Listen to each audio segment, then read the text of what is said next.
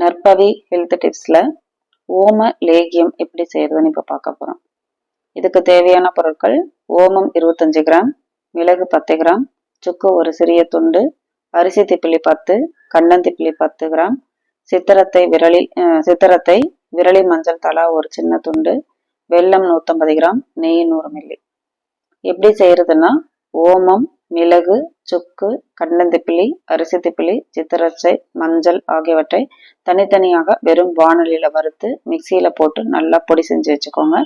வெள்ளத்தை கரைச்சி வடிகட்டி பாகு காய்ச்சி அந்த பொடி பண்ணி வச்சிருக்க அந்த இதெல்லாம் அதோட சேர்த்து கிளறி நெய் சேர்த்து நல்லா நன்கு கிளறி சுருண்டு வந்ததுக்கு அப்புறம் இறக்கி ஆரியுடன் காற்று புகாத ஒரு டப்பால போட்டு வச்சுக்கோங்க.